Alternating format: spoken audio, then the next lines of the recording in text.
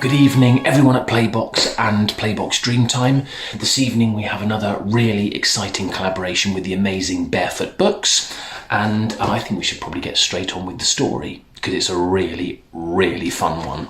And it's called The Prince's Bedtime. Now, I don't know what you think, but that looks like a bit of a cheeky face. Should we read it and find out what he's like? Let's see.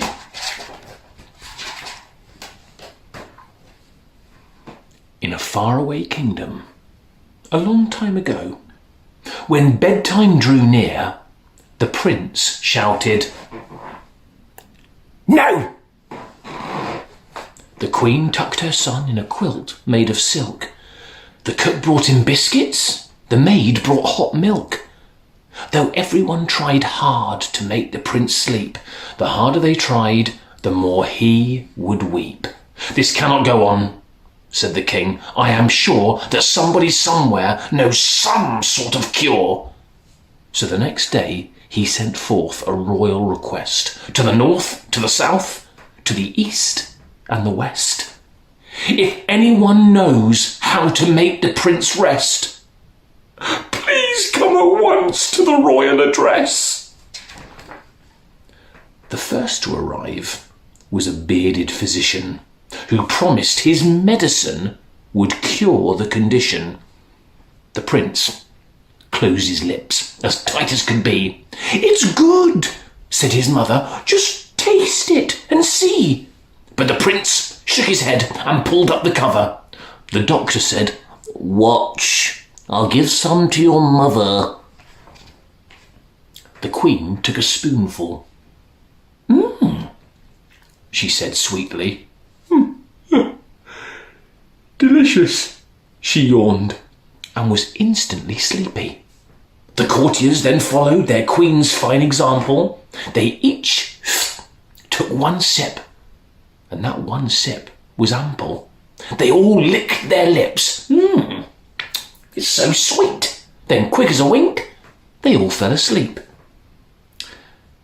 Except for the prince, who heard them all snoring and said with disgust, "How perfectly boring."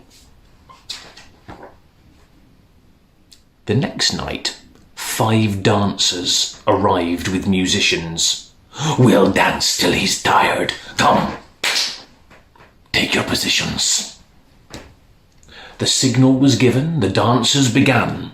Some say they danced, but really they ran. Around in a circle, first left and then right, they whirled and they twirled well into the night. They danced through the castle till 4:15, when the king cried, "Enough! My feet are too sore!" Then all of them groaned and collapsed on the floor, except for the prince, who begged, "Let's dance some more." The next to arrive at the old castle gate was a moustached magician in high hat and cape. "Your Grace," he announced, "with your kind permission, my hypnotic spells can cure this condition." "Proceed," the king yawned. "Do what you can." "I'll start with some tricks," the magician began. With a wave of his hand and a whisper of words, he brought forth from nowhere a flurry of birds, a bouquet of roses, a rabbit, of course, and last but not least, he brought forth a horse. A horse in the castle?" the queen screamed. "No more!" "Guards!" called the king. "Show him the door." "Oh, why?" the prince cried. "Can't I have a ride?" The next night at bedtime, the prince got a present. A feather-down quilt stuffed with feathers of pheasant. "Sire," said the peasant who brought him the present, "the prince cannot sleep in a bed that's unpleasant. Try this, little boy. It's as soft as new snow. You'll drift off to dreamland. You'll love it. I know." The prince was so happy he jumped in head first. He jumped in so hard that the feather quilt burst. Wheezed the king. Sneezed the queen. It took them all morning to get the place clean. But the prince was so tickled, he giggled all night. He laughed and he laughed at the ludicrous sight. Night after night they tried to amuse him. Night after night there was endless confusion. Jugglers tried juggling, jesters made gestures, learned professors made countless conjectures. Nurse sang a lullaby, cook baked a cake, but alas, the small prince still stayed wide awake. Then, one windy night, it was long after 8, an old woman came to the great palace gate. "Your Majesties, please," she curtsied quite low. "I'll get him to sleep if you'll just stop this show." What do you do? Do you dance? Can you sing? What's in your bag?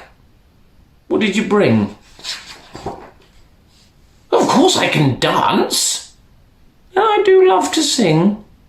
But for bedtime, she said, I've the very best thing. Reaching into her basket, she pulled out a book and said to the prince, "I'll read while you look." "But where are the pictures?" he asked in surprise. "You'll see them," she said, "if you just close your eyes." So that's what he did. He shut his eyes tight. And soon after that, fell asleep for the night. I think I'll be pretty tired after all that activity.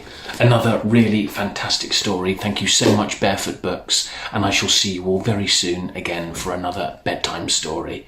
Night night, Playbox. Take care.